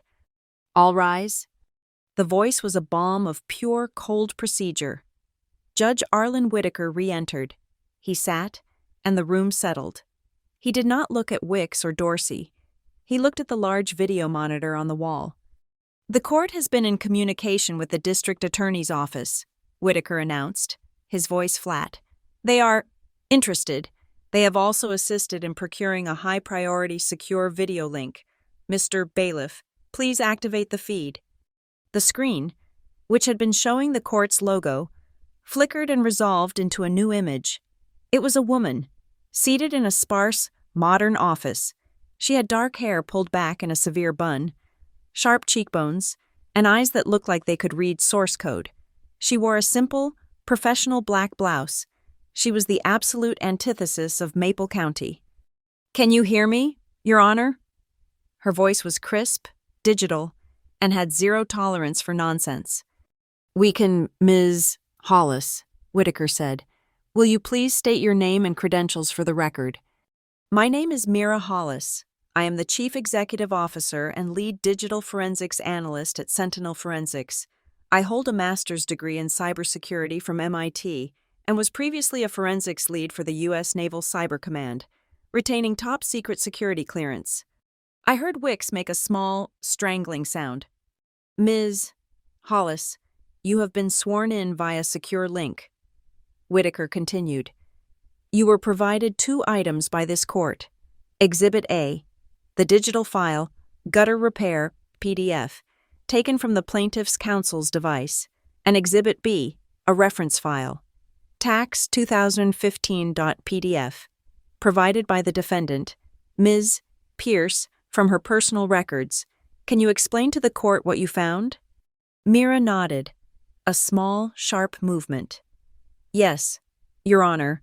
The most important feature of any digital file is its metadata hash. You can think of it as a unique, unchangeable digital fingerprint. If a single byte, a single comma, in a file is altered, that fingerprint changes completely. It is a mathematical absolute." She continued, her pace quickening, her language precise. "I first analyzed the reference file, Exhibit B, provided by Ms. Pierce from 2015. I ran its hash. I then, with the court's permission, cross-referenced that hash with the digital archive at the Maple County Assessor's Office for all of Ms. Pierce's tax payments from 2015 to 2024. Your Honor, the hash matched. Every single payment, for nearly a decade, was filed with an identical digital fingerprint, originating from the same source file. The chain of integrity is perfect." She paused, and her eyes seemed to lock on the camera, as if she were staring directly at Dorsey. "Then I analyzed Exhibit A, the file from Mr. Wicks's drive. The file's digital fingerprint does not match. It is not the same document. It is not a copy. It is a fabrication." "Objection!" Dorsey shouted, standing up from the gallery. "It's a printer error. A file conversion. This is Minnesota. Not MIT? We have glitches. It's a technical error." Mira Hollis actually smiled. It was a thin, cold, dangerous expression. "Mr. Dorsey," she said, her voice cutting through his bluster, "I am looking at the file's internal properties right now. A printer error can cause a streak or a jam. A printer error cannot, and I quote, access the PDF's internal property fields, manually alter the payer and account fields to remove the defendant's data, and then add the name G. Dorsey to the author field. And a printer error certainly cannot do all of that last night at 10:32 p.m. That isn't a glitch, sir. That is user activity. That is forgery." The word landed. Forgery. It was no longer an allegation, it was expert testimony. Caleb Dorsey stood frozen, his mouth half open, his mask of control completely shattered. His phone, which he had snatched up from the bench, vibrated violently in his hand, a frantic, desperate buzz. He looked at it, his eyes wide with panic. Judge Whitaker looked at him, his gaze like a spike. "Mr. Dorsey, you are a party of interest in a potential criminal proceeding. You will not be taking any calls." He turned to the bailiff. "Officer, you will retrieve Mr. Dorsey's personal cellular device. It will be sealed in an evidence bag and delivered, along with the USB drive, to the district attorney. You will do it now." "You can't do that," Dorsey yelled, clutching the phone. "That's my personal property." "It is now an instrument in the commission of a felony," Whitaker countered, his voice booming. "Hand it to the officer, or I will add resisting a court order and obstruction of justice to the list of charges you will be facing." The bailiff walked to Dorsey. Dorsey, his face pale and sweating, held the phone for a long second, a lifeline to the world he was losing. Then, with a gesture of complete defeat, he handed it over. The bailiff dropped it into a heavy plastic bag, sealed the top, and placed it on his desk. Dorsey's last line of communication was cut. He sank into the pew, a ruined man. I stood. "Your Honor," I said, my voice steady. The room went silent. Even Mira, on the screen, leaned in. "I have one final piece of evidence for the court, which I believe makes the plaintiff's entire petition and their future conduct moot." I walked to the bailiff and handed him the document. "This is a notarized, certified copy of the last will and testament of Eamon Pierce, dated 1999. I draw the court's attention to Article 4, Section 3, the in terrorem clause." The bailiff handed it to Judge Whitaker. He read it, his eyebrows rising slowly. "Please read it for the court, Ms. Pierce," he said. I looked at my parents. They were watching me, uncomprehending. "Article 4, Section 3, I read, my voice clear. "It is my express wish that my property be divided as I have set forth, should any beneficiary of this will, including, but not limited to, Harold Pierce or Elaine Pierce, challenge in bad faith the specific bequest of the farmhouse and its adjoining 10 acres to my granddaughter, Delaney Pierce, or should they attempt to seize, sell, or encumber said property against the terms of this will, they shall be deemed to have predeceased me. Any and all rights or inheritance, financial or otherwise, provided by this estate, shall be forfeit." My mother's hand flew to her mouth, a small, strangled gasp. My father looked at the will in the judge's hand as if it were a snake. They had not known. In their blind, greedy panic, they had never even read the will that had given them the other 100 acres of farmland. They didn't realize that Eamon, my grandfather, the shipbuilder who knew how to keep the wood, had seen this coming. He had seen their folly, their weakness, and he had built one last bulkhead into his legacy. He had protected me, and the farm, from them. If they had won their lawsuit, they would have lost everything else. "Your Honor," I said, my voice cutting through their shocked silence, "I have 2 requests. First, in light of the proven tax payments, the fraudulent maintenance invoices, and this no contest clause, I ask for a summary judgment confirming my sole and uncontested ownership of the property, and for the plaintiff's fraudulent petition to be dismissed with prejudice." "And second?" Whitaker asked, though he already knew. "Second, I formally concur with the court's decision to transfer all evidence of this conspiracy, from the fraudulent invoices to the perjury, to the bad faith lawsuit, to the district attorney's office for immediate and aggressive criminal prosecution." "No!" Wick shrieked, jumping to his feet. He was gray, his slick hair now matted to his forehead. "Your Honor, I must withdraw. Effective immediately. I must withdraw as counsel for the plaintiffs. There is an irreconcilable conflict of interest.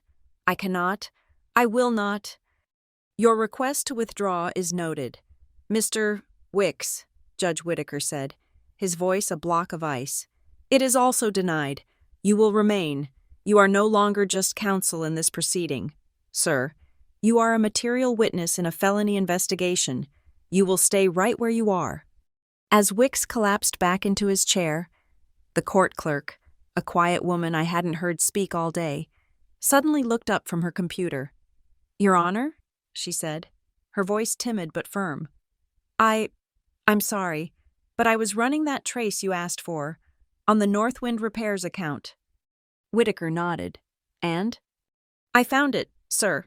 The routing number's on the invoices. It's an account at Mr. Dorsey's bank, Redwood Falls First National." "Of course it is," Whitaker sighed. "But, sir," she continued, "I also found the account's funding source. The Northwind Repairs checking account was opened in 2020 with a single deposit of $50,000. The deposit was not from Mr. or Mrs. Pierce. It was an electronic transfer from a holding company." She took a breath.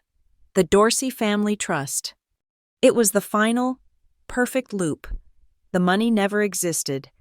Dorsey had moved it from one of his own accounts into a fake company's account, to create a paper trail of expenses he could use to defraud the court, to steal my land. Caleb Dorsey, who had been sitting, staring into the middle distance, let out a long, slow breath. The fight was over. The acceleration, the chase, it was done. He had been run to ground. He looked over at me. His eyes were no longer angry or arrogant. They were just empty, defeated. He leaned forward, his voice a low, pathetic whisper, meant only for me, a final confession before the silence. "Pier 3, he breathed. "It was just to meet the buyer. He's from Elm Forge. They were getting nervous. It was almost done." I heard him. I registered the words. I understood the scope of his failure. And I did nothing. I did not look at him. I did not nod. I did not give him the satisfaction of my anger or the grace of my pity. I turned my head, just slightly, to the left. I looked at my parents. They were watching me, their faces a ruin of terror, shame, and a terrible, dawning realization. They were seeing me, maybe for the first time, not as the daughter who had left, but as the woman who had stayed, the one who had, from half a world away, held the line. My silence, the one they had always mistaken for weakness, for absence, was now a boundary. It was the line, and they knew, in that awful final moment of clarity, that they were on the wrong side of it. In my head, far away from the stale, waxed floor smell of the courtroom, I heard a sound, a single, soft woof. It was Ranger, stirring in his sleep, the signal that the long, dark watch was over. The first light of dawn was on the horizon. The judge's gavel did not fall. He simply held it, the block of hardwood, a solid, unmoving weight in his hand, a symbol of the gravity he was about to deploy. The courtroom was a vacuum, every molecule of air and sound sucked out by the clerk's final, damning revelation of the Dorsey Family Trust. Judge Whitaker looked at the clock on the wall. It was 2:30 in the afternoon. "This court," he said, his voice a low, careful rumble, "has more than enough evidence to rule on the original petition.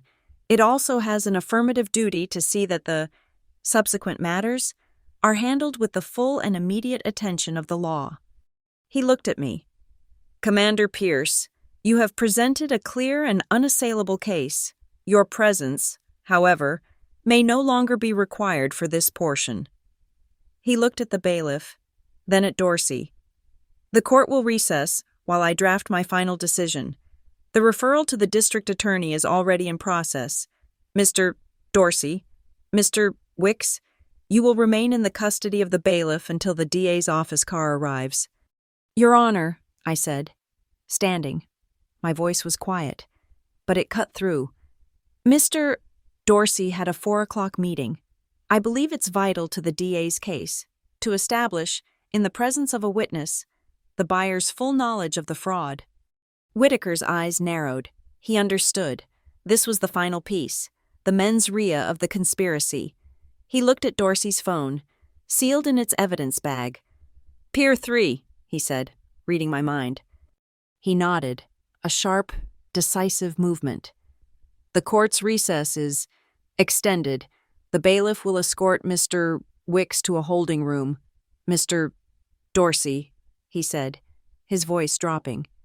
You are going to be escorted to your 4 o'clock meeting. The bailiff will go with you. Commander Pierce, I trust you will also be in attendance. This was it, the moiko, the final bait. But I wasn't going with the bailiff. I had my own witness. I walked out of the courthouse, the damp, chilled air of the afternoon, a welcome shock after the stale heat of the hearing. I didn't go to my car. I went to the black rental sedan parked 2 spaces down, the driver's window lowered. Well, Mira Hollis asked. She wasn't on a video call. She was here. I hadn't just called her for digital support. I had called her last night from the road. My voice tight with a premonition. Mira, I'm walking into a mess. It's not just data. It's a land grab. I need someone to be my six, my witness, someone they won't recognize. She just said, sending my flight info. She had landed at the county airport at 9 a.m., just as I was walking into the courthouse, and had been monitoring the situation, waiting for my signal. It's on, I said, getting in. Pier 3, Kestrel Lake, and we're going to be early. We drove. We left the tired brick of the town behind, heading out onto the same county roads I had driven that morning, but the landscape felt different. The sky was a low, bruised, purple-gray, a classic Midwestern overcast that threatened a cold rain it might never deliver. The world was rendered in shades of brown and iron. We passed my family's farm, the rotting swing set, the caved-in barn. It looked smaller. Pier 3 wasn't a pier. It was a lie, just like everything else. It was the remnant of an old commercial loading dock, a place where, decades ago, barges had loaded iron ore. Now it was just concrete pilings, rebar rusting like old bones, and a listing wooden platform. The air smelled of damp earth, wet pine, and the cold, metallic tang of the lake. We parked, hidden by a thick stand of firs, and we waited. At 3:50 p.m., a black, late-model SUV, the kind that signifies anonymous, expensive power, crunched up the gravel access road. It parked near the end of the wooden dock. A man got out, early 50s, wearing a graphite-gray peacoat and a look of profound impatience. He looked at his watch. This was Elm Forge Capital. This was the buyer. A minute later, the county bailiff's unmarked car pulled up, followed by Dorsey's luxury sedan. Dorsey got out. He didn't look like a banker. He looked like a man being walked to his own execution. The bailiff stood back, near the cars, a silent, official presence.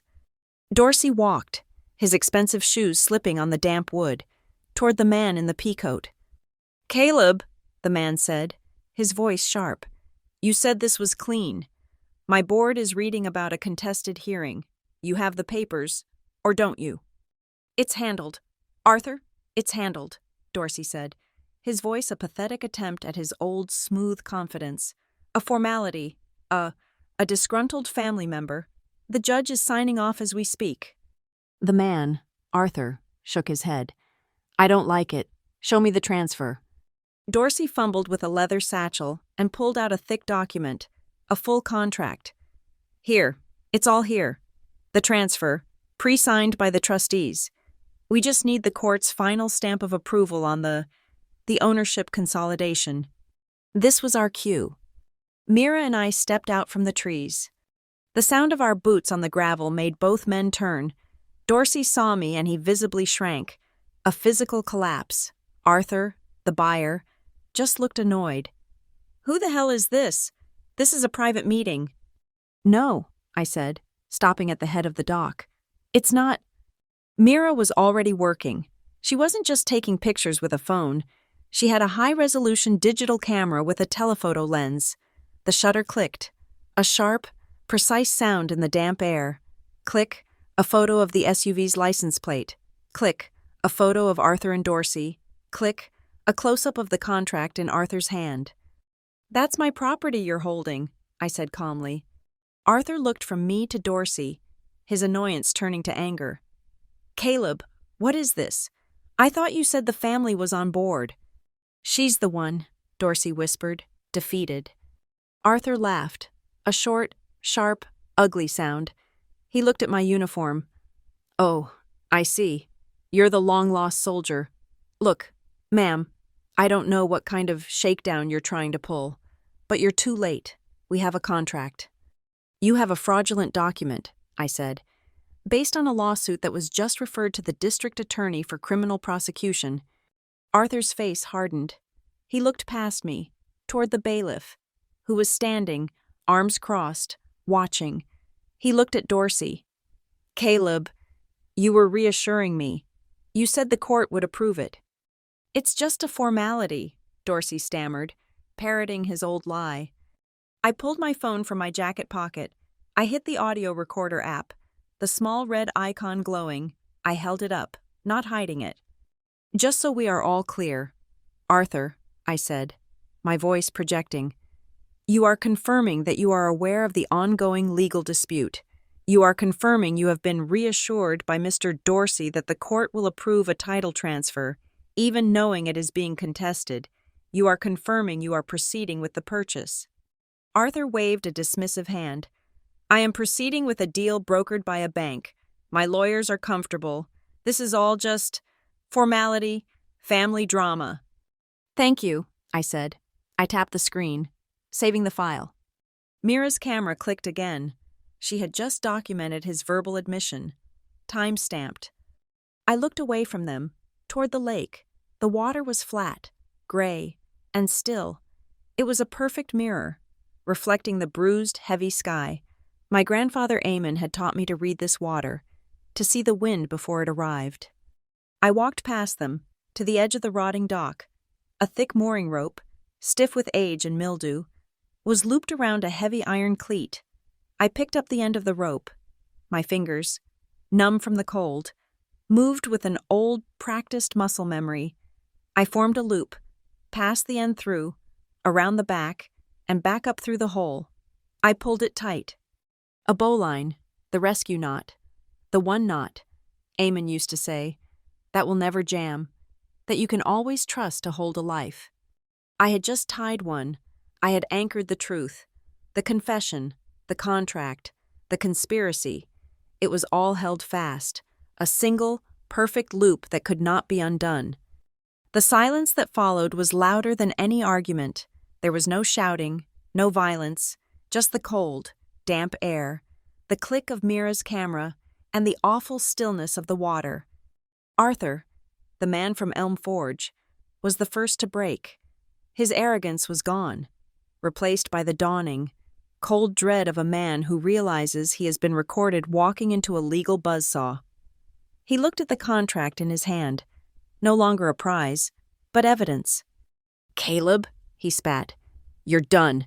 He threw the papers onto the wet dock. This deal is dead. He turned and stalked back to his SUV, not looking back. Caleb Dorsey just stood there, watching his last hope drive away. He looked at me, his eyes empty. He made a small, animal noise, a sound of pure despair. He turned, not toward the bailiff, but toward his own car, as if he could just slip away, as if none of this had happened. He didn't get 2 steps. The sound of tires on the gravel road, coming fast, was the only warning. 2 Maple County Sheriff's cruisers, lights on but sirens off, pulled in, blocking the exit. They hadn't been following. They had been sent. 2 deputies got out. They didn't go to Arthur, who was peeling out. They didn't come to me. They walked directly to Caleb Dorsey. Mr. Dorsey, the lead deputy said, his voice polite, formal, and final. We have an urgent order from Judge Whitaker. He's requested your presence, back at the courthouse. We're here to give you a ride. It wasn't a request. It was a quiet, legal, and absolute arrest. Dorsey didn't resist. He put his hands out. The bailiff walked over, produced the set of handcuffs from his belt, and secured them. As they walked him to the car, Dorsey looked at me one last time. I just looked at the water. I understood, in that moment, what Eamon meant. Revenge doesn't need a storm. You don't need to rage. You don't need to shout. You just need the water to be still enough, and the light to be clear enough, to show everyone exactly what's standing on the shore. The lake was reflecting the truth. It was flat. It was cold. And it was perfect. I turned to Mira.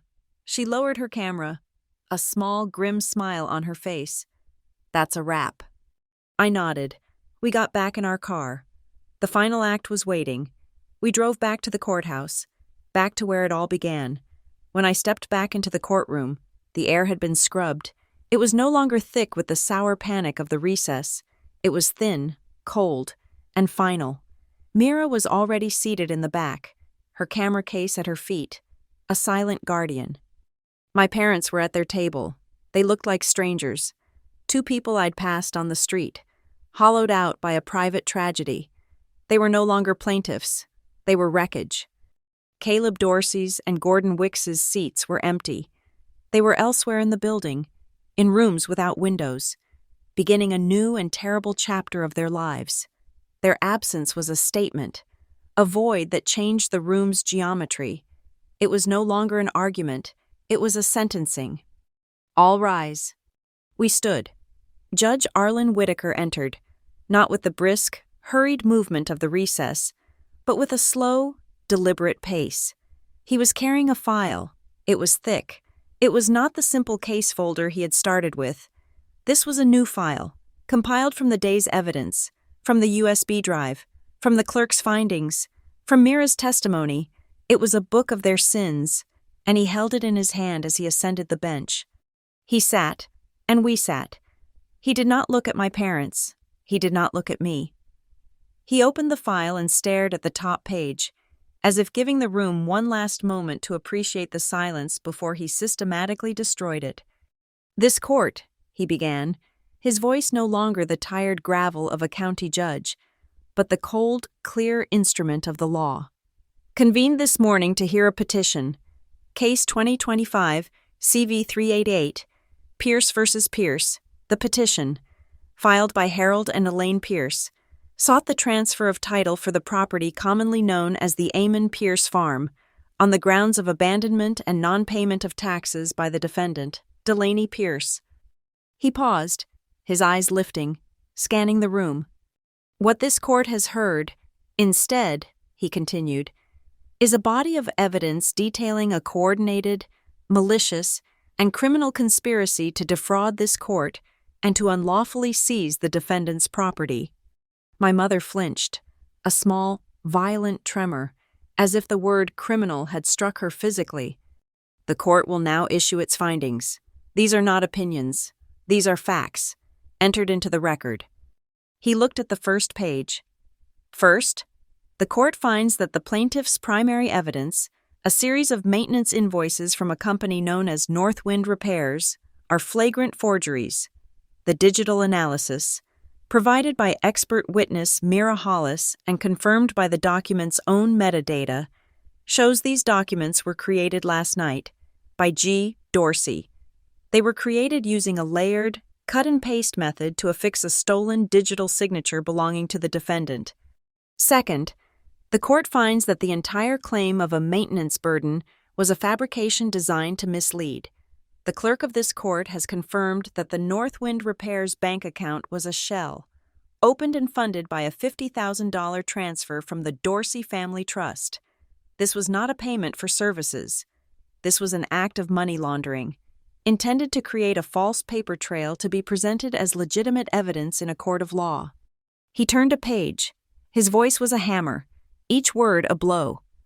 Third, the court finds that the plaintiff's central claim of abandonment is a lie. The defendant, Ms. Pierce, has provided a clear, unbroken, and verifiable chain of evidence showing she has personally paid every single property tax bill on the farm for the past 11 years. She has paid for all major repairs, including a new roof in 2019. Her payments were drawn from accounts associated with her service in the United States Navy and her subsequent employment. The court finds her evidence to be authentic, credible, and absolute. The farm was never abandoned. It was, in fact, protected. He looked directly at me. For the first time, his expression was not just professional, It was one of deep, profound, and cold respect. "Therefore," he said, his voice resonating, "the court confirms that the title of the property described in the petition belongs, solely and without contest, to the defendant, Delaney Pierce." A breath left my body. The primary mission was complete. The farm was safe. But he was not finished. "Fourth," he said, his gaze shifting, with visible regret, to my parents. "The court must address the will of Eamon Pierce. The defendant submitted this will, which contains an in terrorem clause, Article 4, Section 3. He picked up the document, Eamon's will, and read from it.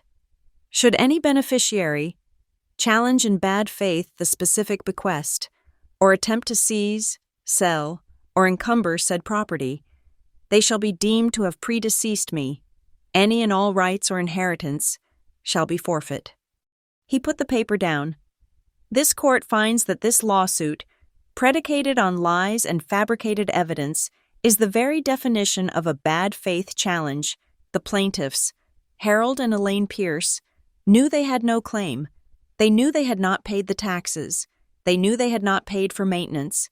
They proceeded with this fraudulent action regardless, in direct violation of the testator's wishes." My father was shaking his head, a low moaning "no, no, no" coming from his lips. "Therefore," Whitaker declared, "this court activates the no contest clause, effective immediately. Harold and Elaine Pierce are ruled to have forfeited any and all financial rights, claims, or benefits related to the estate of Eamon Pierce, the other lands, the assets they inherited. They are gone. The clause is self-executing." "And finally," Whitaker said, closing the file, the sound a dull, heavy thud, "this court formalizes its referral to the district attorney. This is no longer a referral for investigation. It is a referral for prosecution. This court requests the immediate filing of charges against Caleb Dorsey and Gordon Wicks for, but not limited to, felony evidence tampering, conspiracy to commit fraud, and perjury. The evidence gathered here today, including the testimony from Kestrel Lake, is sufficient to proceed." He looked at my parents, his eyes hard. "The DA will also review the sworn testimony of the plaintiffs, Harold and Elaine Pierce, to determine their level of culpability as co-conspirators." That was it, the final, crushing weight, the threat of criminal charges, left hanging over their heads, a new kind of prison. My father, who had been shrinking in his chair, a man reduced to rubble, suddenly ignited.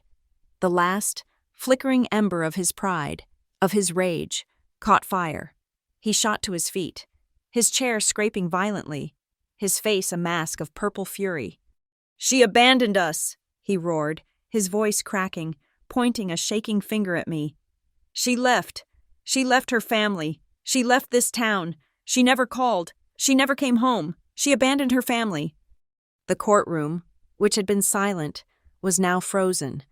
This was the raw, screaming heart of his grievance. It was not about money. It was not about land. It was that I had escaped. Judge Whitaker did not raise his voice. He did not reach for his gavel. He simply looked at my father, his gaze steady and devastating. He let the accusation hang in the air for a long, painful second. Then he spoke. His voice was quiet, but it was sharper than a knife, and it sliced through my father's rage, silencing him instantly. "She served this country, Mr. Pierce. She served this country for over a decade. She deployed to war zones. She coordinated disaster evacuations. She wore the uniform of the United States Navy. She was serving." He leaned forward, his eyes locking onto my father's. "The only question this court has is, who were you serving?" The silence that followed was absolute. It was vast. It was not an empty silence. It was a heavy one, filled with the weight of my father's shame, with the truth of his greed, with the final terrible judgment of his character. It was the sound of a life being weighed and found wanting. If my father had been shot, he could not have looked more stunned, more thoroughly defeated. He collapsed back into his chair, his hands covering his face, a broken, sobbing sound tearing from his chest. Judge Whitaker looked back down at his desk, He picked up the gavel. He lowered his voice, but it carried to every corner of the room, as clear as a bell in the cold. The court's order is as follows. The plaintiff's petition is dismissed in its entirety, with prejudice. He raised the gavel. This case is closed. The gavel fell. The sound was not a bang. It was a crack. It was not the sound of a door slamming shut. It was the sound of a locked tumbler falling into place, a heavy iron bolt securing a door that would never, ever be opened again. It was the sound of Amon's will being done.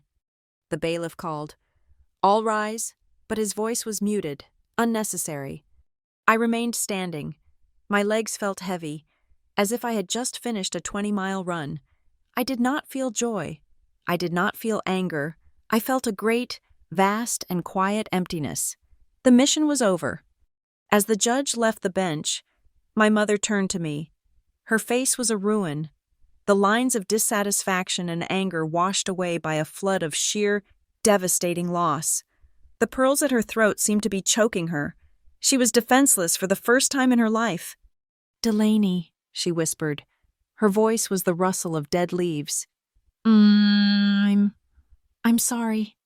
It was the word I had waited 11 years to hear.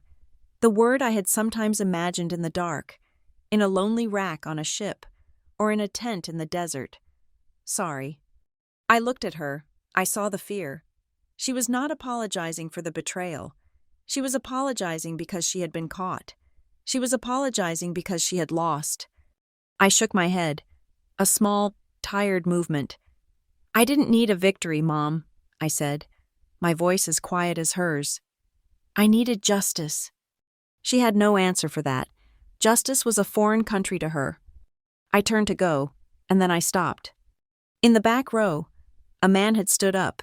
He was older, with a gray flat-top haircut, wearing a worn blue VFW jacket. He was the Kubin, the veteran, I had seen earlier. He wasn't moving. He was just standing, his hand not over his heart in a pledge, but placed flat against his chest, a gesture of quiet, profound acknowledgement. Then the man next to him, a younger man in a work shirt, stood up.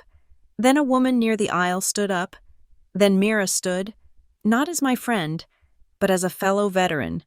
One by one, the few people in the gallery, the strangers who had come to watch the day's drama, rose to their feet. They were not standing for the judge, who had already left. They were standing for the uniform. They were standing for the truth.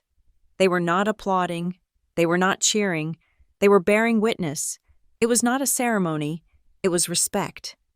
My father had mocked the uniform. He had called it a costume. He was wrong. It was a symbol. And it had just changed this room. Not with threats, but with the simple, heavy weight of the honor it represented. I gave a short, single nod, not to any one of them, but to all of them. I picked up my cover from the table.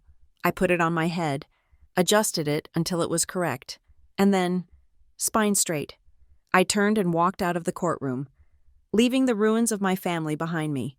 I walked out into the main hall, my cover held at my side. The fluorescent light seemed too bright, the air too thin.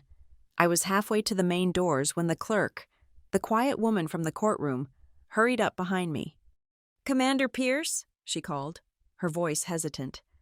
I stopped and turned. She was holding a thick cream-colored envelope, the same kind of envelope that had started this, but this one felt different. It felt final. "This is the court's final judgment, for your records," she said, handing it to me. "And Judge Whitaker asked me to give you this as well." She handed me a separate, single sheet. It was a court order.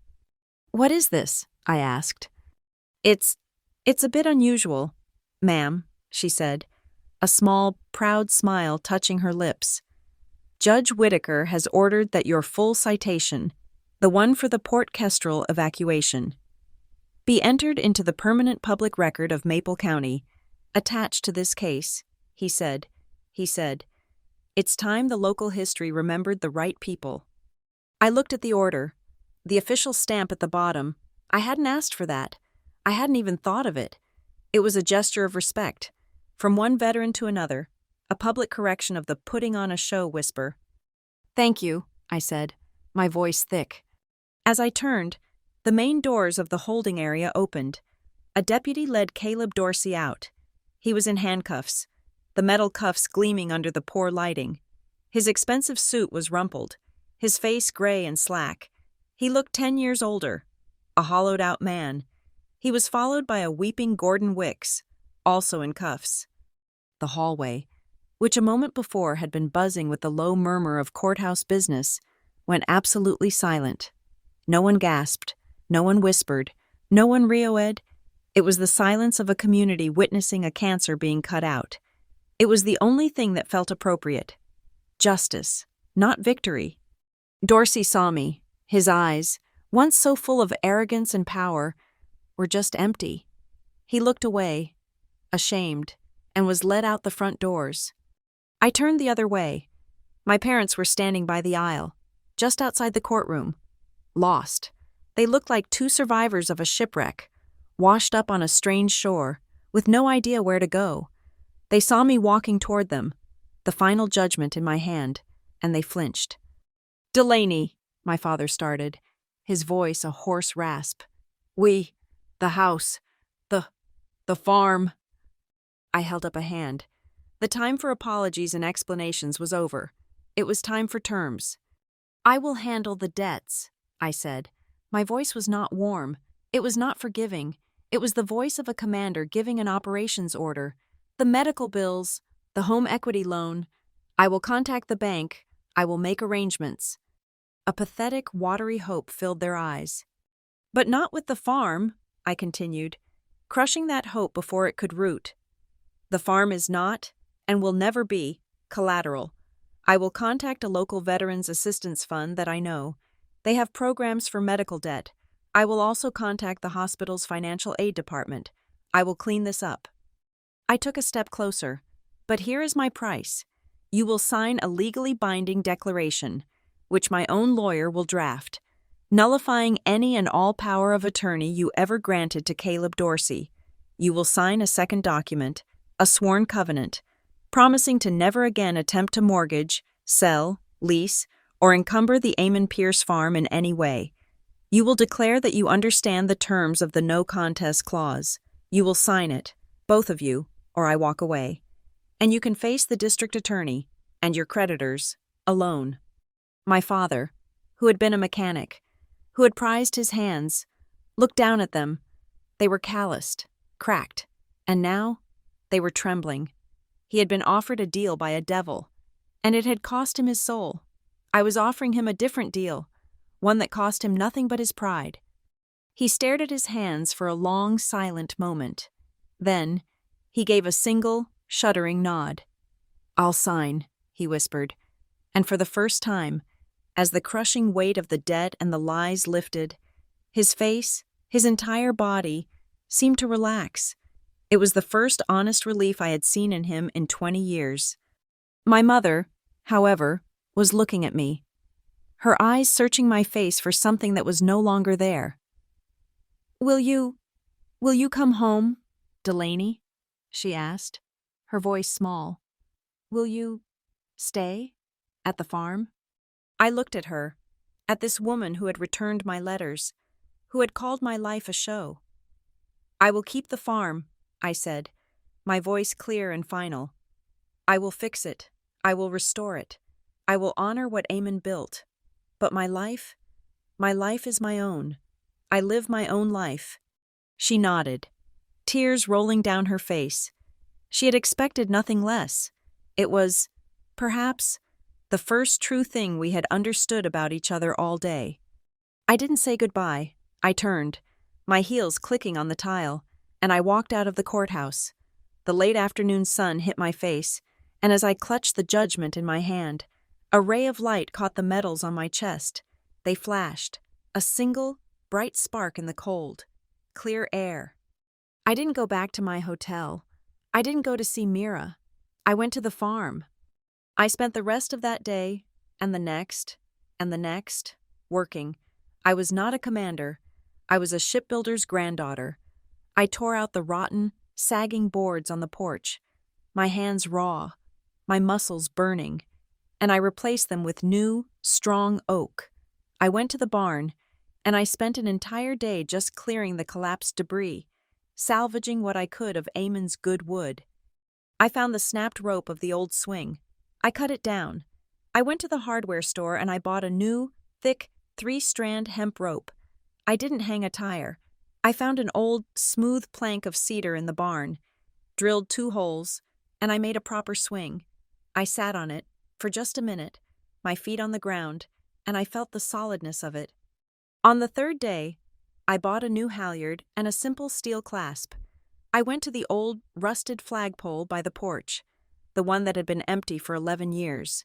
I scrubbed the rust off, I attached the new rope, and from my trunk, I retrieved my grandfather's own flag, the 48-star flag he had kept from his service.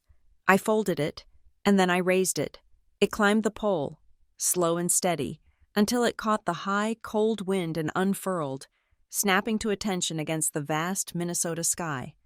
I was finishing the last rail on the porch when I heard a car. It was my father's old truck. He and my mother got out. They did not speak. My father walked up to me. He was holding a small, dark wooden box. He held it out. "This was his," he said, his voice quiet. "It was Amon's." I took the box. It was heavy.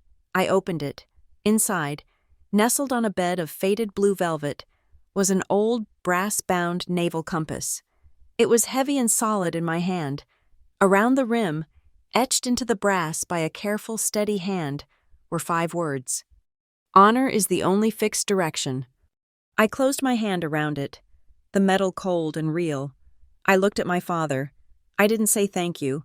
I just nodded. He nodded back. It was enough. My mother stepped forward. She was holding something, too.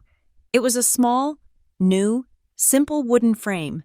Inside it was the picture of me at 8 years old, on the bow of the keel, my hands busy, my eyes focused and clear. She didn't hand it to me. She walked past me, onto the porch I had just fixed, and she set it on the windowsill, facing out. An unspoken apology, a placement of a memory. They didn't stay. They got back in their truck, and they left. They had helped, in their own broken way, by bringing back the pieces of Amon I had forgotten. I stood on that porch as the sun began to set, painting the flat horizon in strokes of orange and deep purple. The air was cold, the wind sharp. It smelled like pine and damp earth. I looked at the compass in my hand, and then at the rotting elm tree that marked the property line, the one I had thought looked like a broken spine. It was a ruin, but the farmhouse, the barn, the wood was still good. "Keep the wood keeps you," my grandfather's old saying. It wasn't just advice anymore, it was an oath. I went into the barn, and I found a small, weathered plank of cedar. With a wood burner I'd bought, I etched 2 words into it. It wasn't a warning, it was a boundary. I nailed it to the new porch rail. Next to the steps, it said, simply, "Strength without anger." This wasn't a monument to my revenge. It was a marker of my honor. The line I had drawn. The line I would protect. The line they would never cross again.